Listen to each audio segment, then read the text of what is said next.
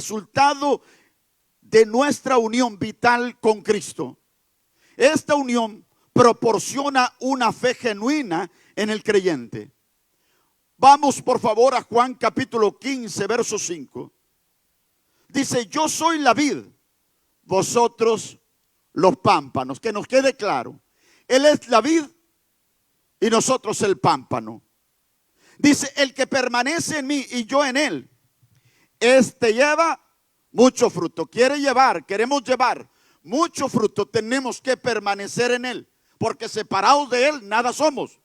Dice: porque separados de mí nada podéis hacer. El pámpano que no da fruto no es un pámpano vivo de la vid, no es un pámpano que permanece en la vid. Si usted y yo permanecemos en la vid, tenemos que tener claro lo siguiente: necesitamos dar fruto, necesitamos dar la evidencia de la vida de Cristo en nosotros, de la transformación diaria en nuestra vida. Todo aquel que dice que Dios le ha salvado y sigue viviendo como vivía antes, oiga bien, todo aquel que dice que Dios lo ha salvado y sigue viviendo como vivía antes, yo preguntaría: ¿de qué nos salvó el Señor?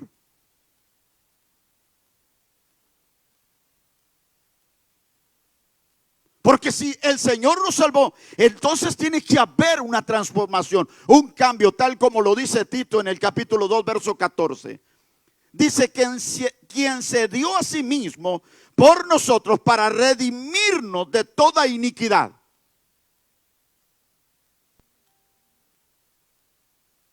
¿Escuchó bien eso? Quien se dio a sí mismo para redimirnos de toda iniquidad y purificar para sí un pueblo propio, celoso de buenas obras. Ese es el resultado cuando el Señor cambia nuestra vida, cuando el Señor viene a nuestra vida, cuando permanecemos en Él. Tiene que haber un cambio. Él tenía un objetivo claro: no solo salvarnos y decir ya soy cristiano, como dicen algunos, bueno, ya soy cristiano y vivo en la gracia de Dios, así que puedo hacer lo que quiero. Todo me es lícito, mas no todo me conviene. Todo me es lícito, mas no todo me edifica. Todo me es lícito, mas no me dejaré dominar por ninguna de estas cosas que me separan de la relación de Cristo. Él se entregó a sí mismo para redimirnos de toda iniquidad. Y cuando dice de toda, es de toda iniquidad. Así es que ese es el compromiso y esa es la razón por la cual Él entregó su vida. Redimirnos para convertirnos en un pueblo santo, puro, para que pudiéramos estar en su presencia. Y dice: y purificar para sí un pueblo propio.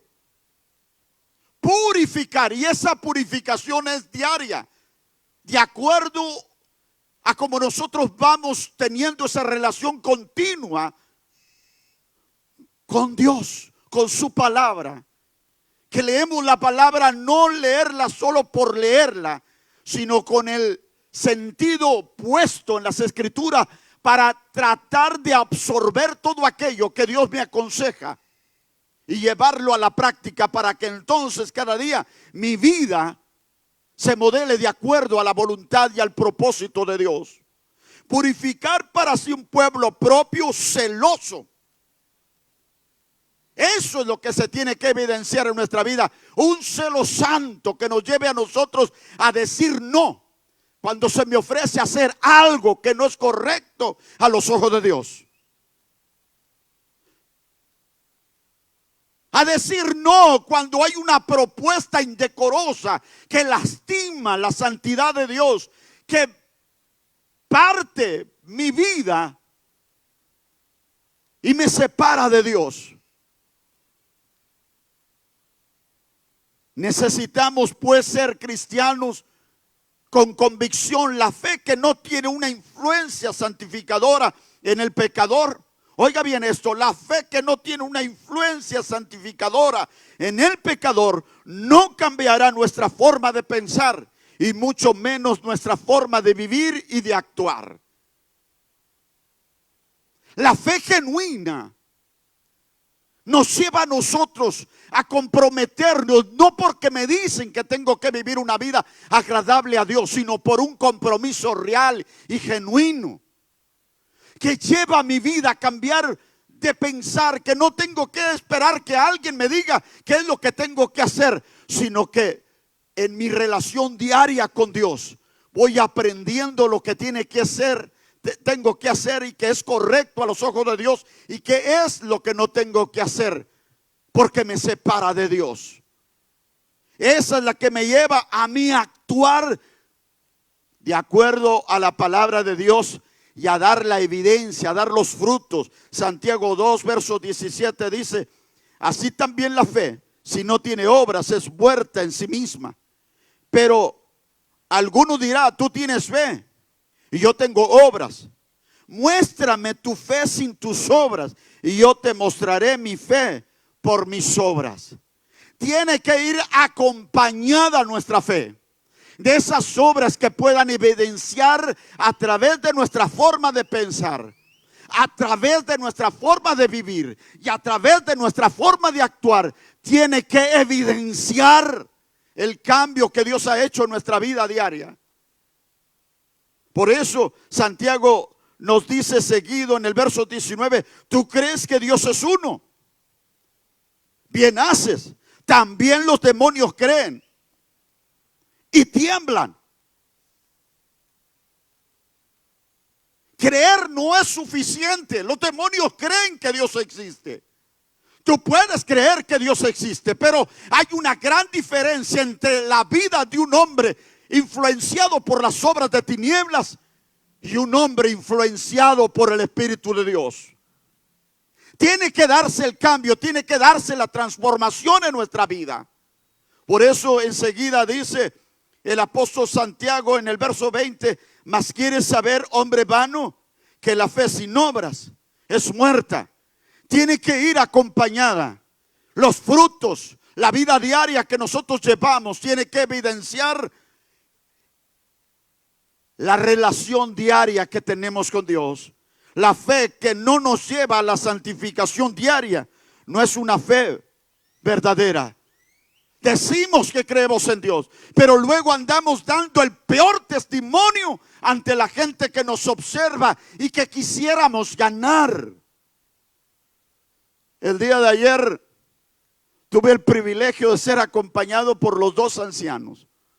Fuimos a ver una persona porque andábamos viendo los terrenos. Y fue para nosotros tan lamentable escuchar a ese hombre herido mencionar a un pastor que yo conozco. Herido con todos los pastores. Dice: lo único que hacen es sacarnos el dinero. Y me dio una tristeza. Y ellos pudieron darse cuenta. No es nuestra forma de vivir. Y pude decírselo con autoridad porque ellos estaban y ustedes están aquí y saben que esto no debe suceder en este lugar. Debemos servir a Dios por amor. Debemos servir a Dios con todo nuestro corazón, no por lo que la gente nos pueda dar. Y fue tan triste, tan lamentable. Y él decía: no quiero saber nada de los pastores. Entonces yo le decía a él: no es justo que usted generalice, que usted ponga a todos en el mismo estatus porque uno o dos le fallaron. Y le puse el ejemplo: hay billetes falsos circulando en el mundo. Pero el hecho de que haya billetes falsos circulando en el mundo no significa que todos los billetes que existen circulando sean falsos. Que los hay, Por eso es que usted y yo tenemos que tener cuidado y vivir una vida de santidad. Primera de Juan 3:3 dice: y todo aquel que tiene esta esperanza en Jesús, en Él, se purifica a sí mismo, así como Él es puro. Es una relación diaria. Cuando usted llega a su casa, después de una larga jornada de trabajo, se siente sucio, se siente sudado, y lo primero que usted quiere hacer es echarse un baño. Bañarse porque quiere sentirse fresco, porque se quiere sentir limpio, porque sabe que esa condición no es correcta y que en el sillón donde usted se siente lo va a apestar. Si se acuesta así en la cama, va a apestar la colcha, la cama. Entonces usted dice: no puedo hacerlo, tengo que limpiarme. Y así como físicamente nos esmeramos por limpiar nuestra vida, tenemos, si permanecemos en Él, tenemos que limpiarnos diariamente. La santificación, oiga bien, segundo, la santificación es el resultado y consecuencia concomitante de la regeneración. Es decir, la santificación es inherente o acompañante de una vida regenerada. Si un hombre o una mujer dice ser regenerado, tiene que acompañarle diariamente esa vida esforzada por hacer la voluntad de Dios, por vivir correctamente a los ojos de Dios, por enviar un mensaje correcto a los hombres que me observan. Quien ha nacido de nuevo ha sido hecho una nueva naturaleza, una nueva criatura, ha recibido una nueva naturaleza, un nuevo principio, y por ende debe vivir una vida nueva. Dice Primera de Juan capítulo 2 verso 29: si sabéis que Él es justo, sabed también que todo el que hace justicia es nacido de Él. Es una vida práctica. Es una vida donde yo no solo cuido cómo vivo, cómo pienso, sino también cómo actúo delante de los demás. Cómo me proyecto delante de los demás cuando hago negocio.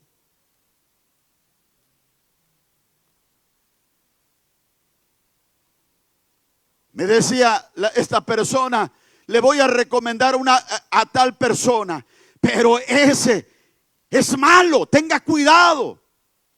Digo, qué testimonio, ¿verdad? ¿A dónde me está enviando?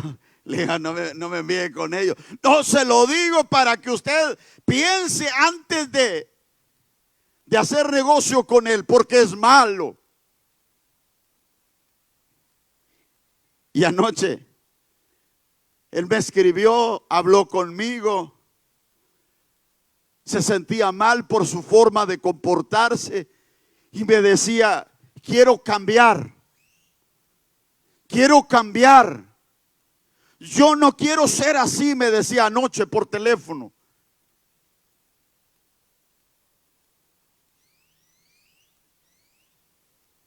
Y hoy me decía el hermano Alberto: oiga, ese hombre es así. Le digo, pues le comento que anoche se comunicó conmigo. Como que había en él, el espíritu estaba redarguyendo su vida.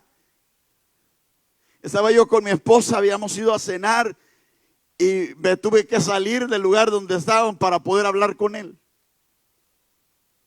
Y esto habla de que cuando él ve nuestra vida, y el hermano que nos llevó con él decía: nunca se había comportado así como se comportó ahora.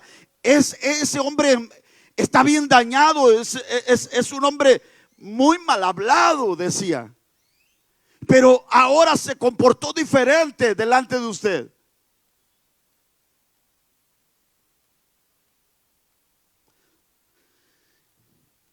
Porque tu vida tiene que generar respeto delante de los demás.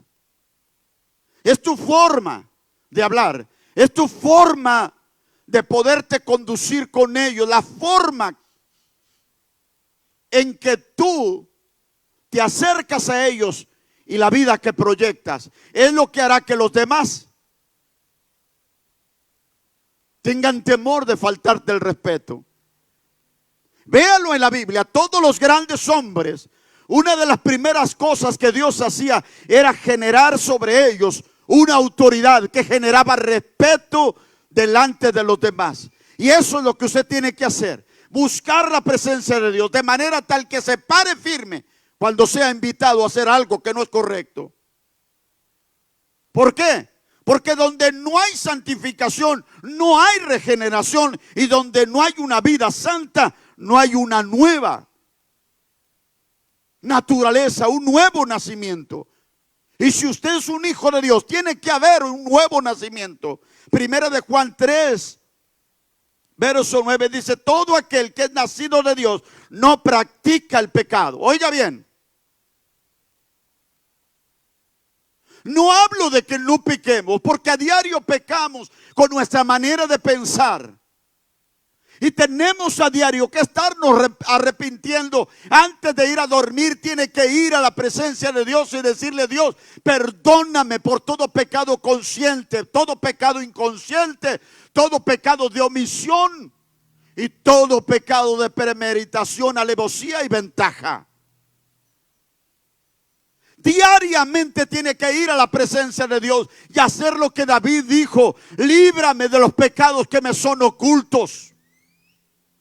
De esas cosas que usted piensa que es correcto y no es correcto a los ojos de Dios, pídale a Dios que lo redarguya cada vez que usted vaya a hacer algo que no es correcto, que se sienta mal. Dígale a Dios: no me permita sentirme placentero haciendo algo que desagrada a tu nombre. Redarguye mi interior. Todo aquel que es nacido de Dios no practica el pecado, porque la simiente de Dios permanece en él. Y si la simiente de Dios, la naturaleza de Dios está en nosotros, Él es santo y Él nos llevará, su espíritu nos redarguirá y nos llevará a vivir una vida agradable ante los ojos de Dios, aunque nadie nos esté viendo.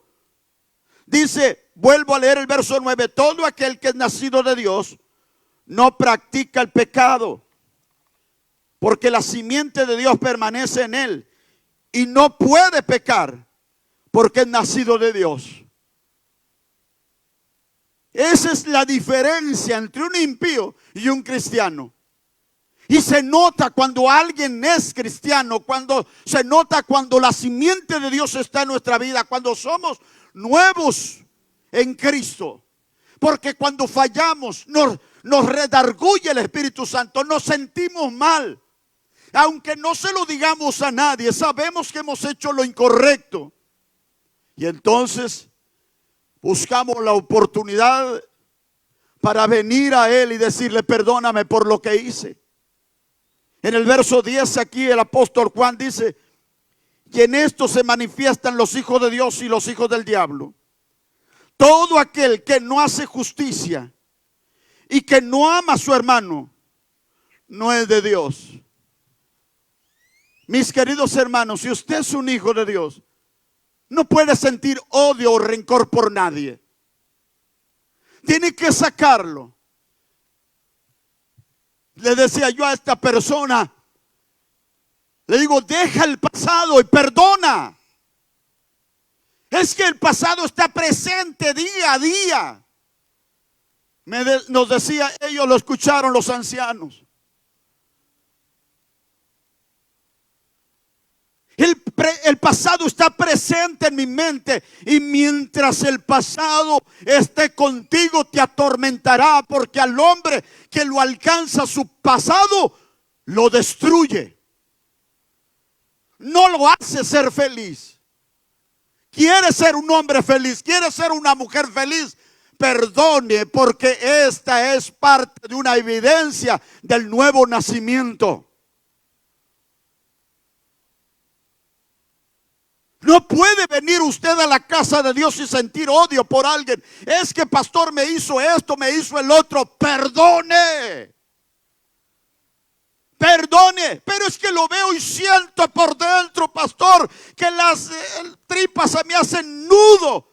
Perdone hasta que llegue el punto en que usted lo vea, le pueda ver en la cara y sonreír y decirle: déjame darte un abrazo. Que usted pueda llegar a su casa, doblar sus rodillas y decirle: Señor, bendice a mi hermano. Perdóname por la actitud que tenía contra él. Porque es parte de tu naturaleza. Esa es parte de lo que tú tienes que generar, porque Dios es un Dios perdonador.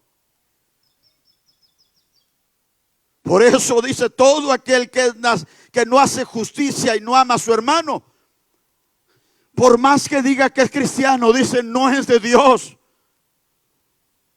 No nos engañemos.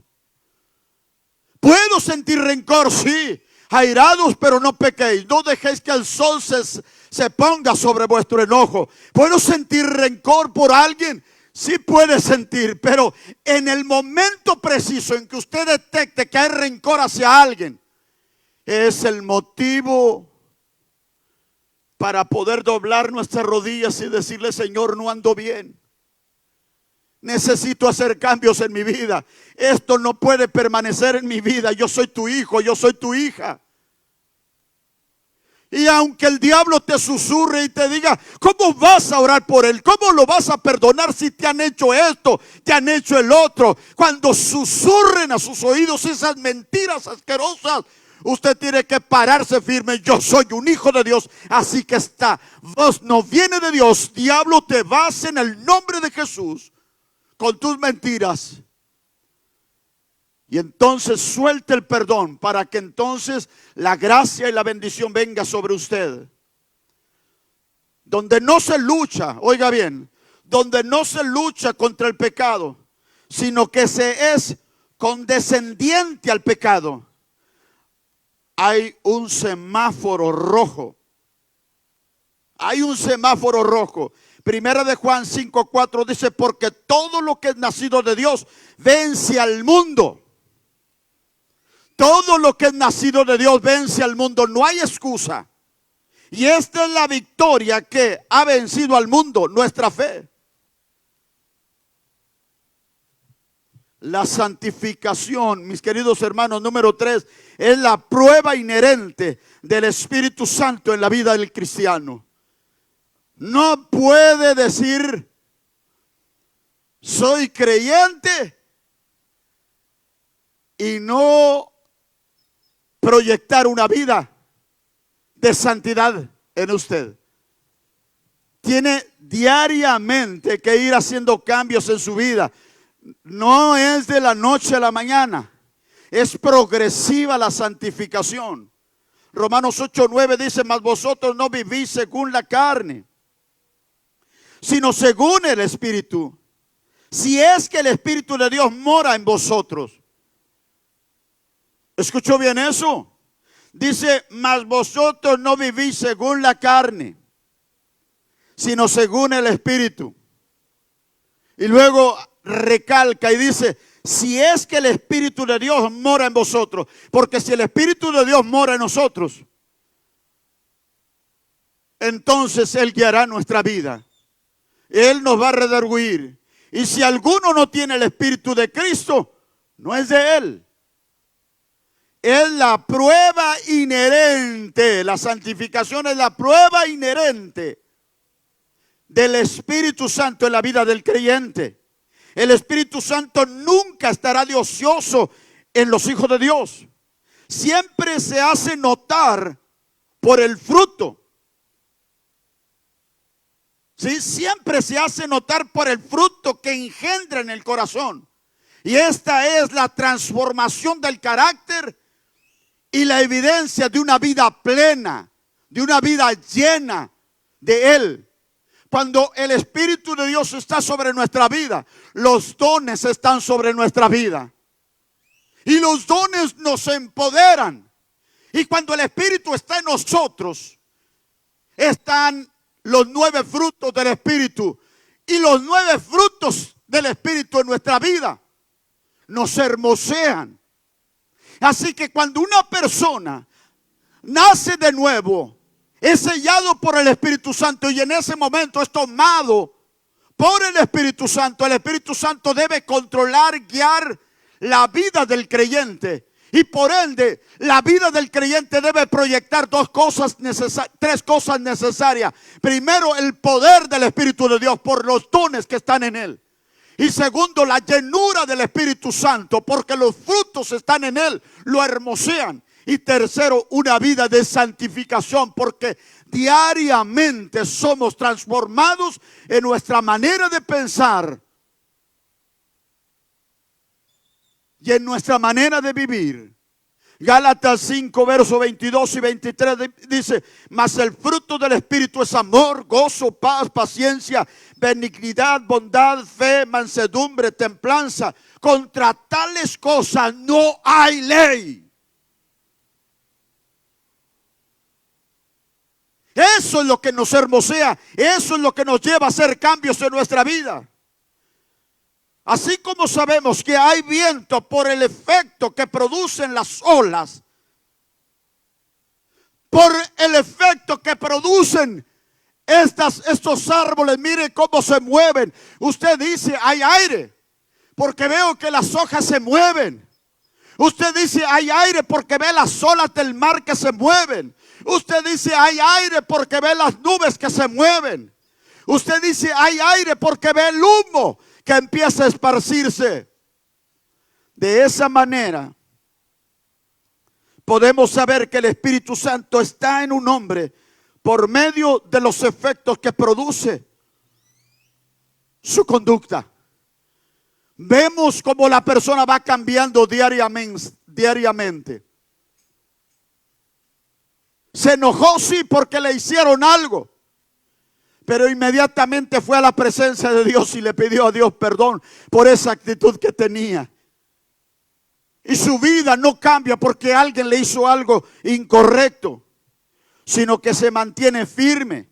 Dice la Escritura en Gálatas 5, verso 25: si vivimos por el Espíritu, vivimos también por el Espíritu. La santificación es el sello que pone el Espíritu Santo en los hijos de Dios. Y esto es bueno que cada uno de nosotros lo podamos tener muy claro. En Romanos 8:14 dice: porque todos los que son guiados por el Espíritu de Dios, estos son hijos de Dios. La santificación, mis queridos hermanos, en cuarto lugar, es la única señal segura de la elección de Dios. Es la única elección segura. ¿Sí? Es la única señal, segura de la elección de Dios. Segunda de Tesalonicenses capítulo 2, verso 13 dice: pero nosotros debemos dar siempre gracias a Dios respecto a vosotros, hermanos amados por el Señor, de que Dios os haya escogido. Oiga bien, de que Dios os haya escogido desde el principio. Primero, para salvación.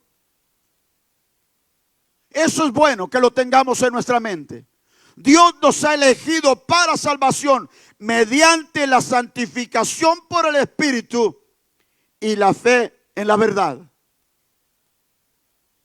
Esta es una obra regeneradora del Espíritu de Dios diaria en la vida del cristiano. Y dice: y por la palabra de verdad. Hay dos cosas que llevan a nuestra vida al cambio continuo. Primero, la guianza del Espíritu de Dios diaria sobre nuestra vida. Y segundo, el conocimiento de la verdad. Juan 8:32 dice: conoceréis la verdad y la verdad os hará libres. Es mediante el conocimiento de la palabra de Dios es que yo voy conociendo la voluntad de Dios, conozco su verdad divina y por ende mi vida empieza a cambiar de una manera dramática. Gracias, hermano. De una manera extraordinaria. ¿Quiere usted tener cambios en su vida? Pídale al Espíritu Santo que le dirija. Sumérjase diariamente con la palabra. Lleve un devocional diario. Pero no lea la Biblia de corrido solamente, simplemente porque tengo el compromiso. Tenga papel y lápiz. Y escudriñe la palabra. Vaya, haga enlaces con la Biblia. Para que entonces pueda encontrar las verdades de Dios, las perlas de Dios que transformarán su vida. Escuche este pensamiento: quien se jacta de ser uno de los elegidos de Dios y a la vez vive deliberadamente y continuamente en pecado, solo se está engañando a sí mismo. ¿Por qué? Efesios 1:4 dice: según nos eligió en Él. Él nos eligió, dice, antes de la fundación del mundo. Tú no eres producto de la casualidad. Eres proyecto de un plan eterno de Dios. Él te eligió. Desde antes de la fundación del mundo todavía no estabas gestado en el vientre de tu madre, y miles de años Dios te había elegido. Sabía que venías a este mundo. Según nos eligió en Él antes de la fundación del mundo, para que fuésemos santos y sin mancha delante de Él. Y Él viene por una iglesia esforzada. Viene por una iglesia sin mancha y sin arruga. Una iglesia comprometida. Una iglesia con sentido común. El esfuerzo continuo por vivir de acuerdo a la nueva naturaleza será lo que hará el cambio permanente a la imagen y semejanza del Hijo de Dios. Voy a volver a repetir esto: el esfuerzo continuo por vivir de acuerdo a la nueva naturaleza será lo que hará el cambio permanente a la imagen y semejanza del Hijo de Dios. ¿Quiere usted demostrarle al mundo que usted es un hijo de Dios? Haga cambios. Romanos 8, verso 29 dice: porque a los que antes conoció, desde antes de la fundación del mundo, los eligió, los seleccionó. Dice: a los que antes conoció, también los predestinó para que fuesen hechos conforme a la imagen de su Hijo. Esa es la meta. Procure conocer cuáles fueron los valores y los principios que poseía Cristo, que lo llevaron a entregar su vida, que lo llevaron a vivir una vida correcta a los ojos de Dios, para que entonces nosotros aprendamos de ello y podamos vivir de acuerdo a ello. Y no estoy hablando de vivir como monjes en esta tierra. Estoy hablando del sentido común. Saber discernir entre lo bueno y lo malo. Y escoger hacer lo bueno, porque sabemos que todo lo que yo haga traerá sus consecuencias. Es necesario que cada uno de nosotros podamos tener esto muy claro. Hay una realidad clara y simple en la selección, en la elección, mis queridos hermanos.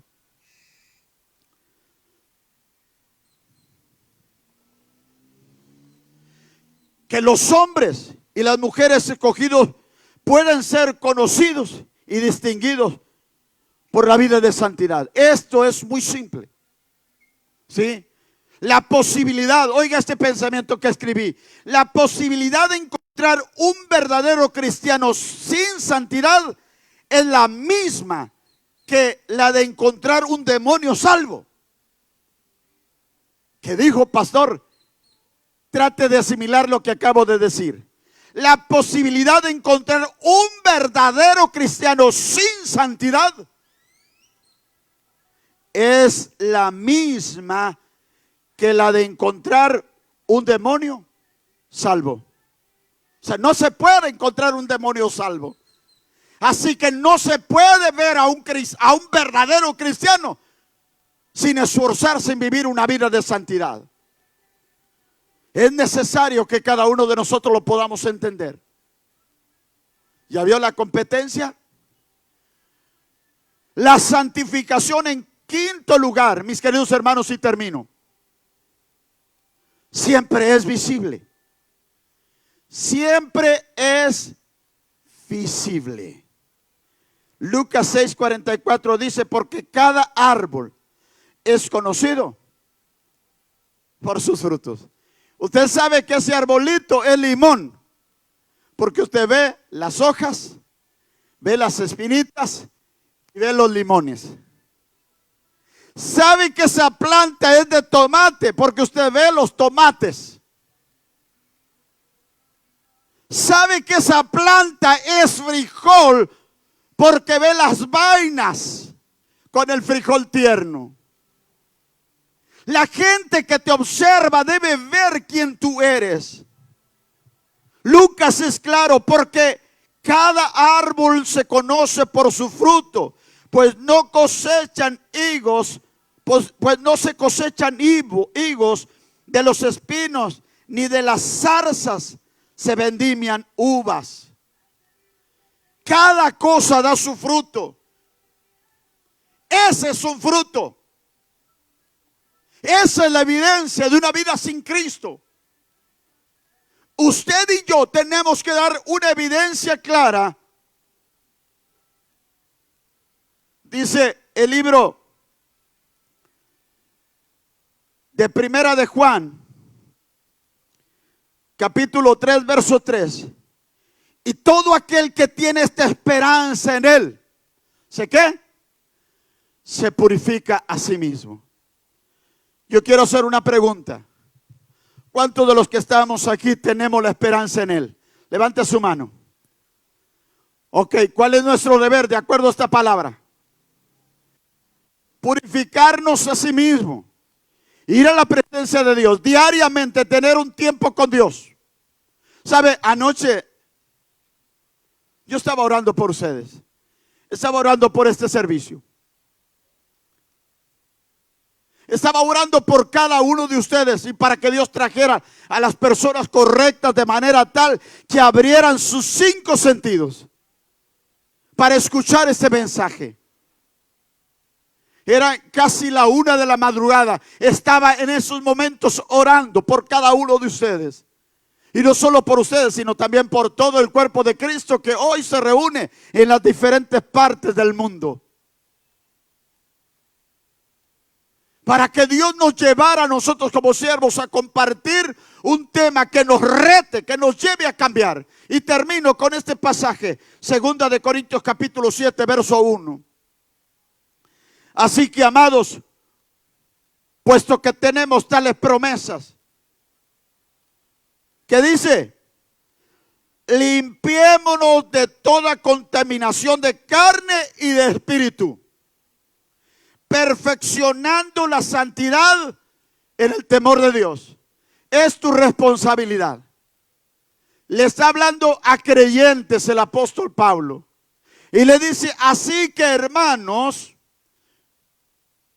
puesto que tenemos tales promesas, y si usted lee los versos anteriores o los últimos versos anteriores del capítulo 6, usted va a darse cuenta el por qué les está diciendo. Porque antes de decirnos de esto, nos está hablando de huir de la inmundicia. Y luego nos dice a nosotros, ustedes que son creyentes, que tienen tales promesas, límpiense de toda contaminación de carne y de espíritu, perfeccionando la santidad, porque la santidad es perfeccionable, es progresiva. Conocemos a Cristo y somos llamados santos, pero no significa que estamos viviendo en santidad. Significa que somos llamados a vivir en santidad.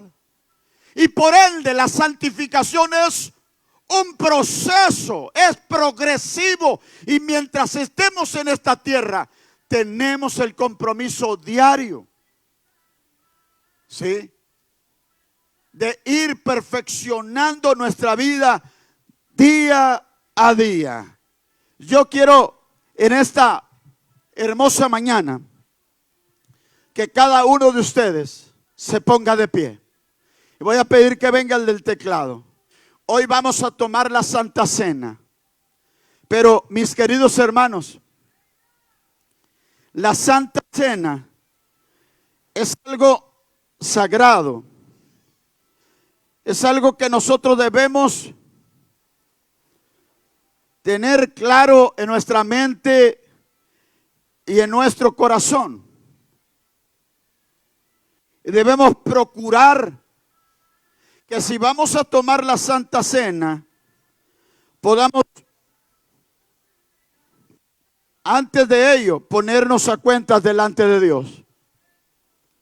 En 1 Corintios capítulo 27, capítulo 11, perdón, verso 27, dice: de manera que cualquiera que comiera este pan o bebiera esta copa del Señor, oiga bien, indignamente, esto es, no siendo merecedor. Voy a pedirles a los ancianos que pasen con su esposa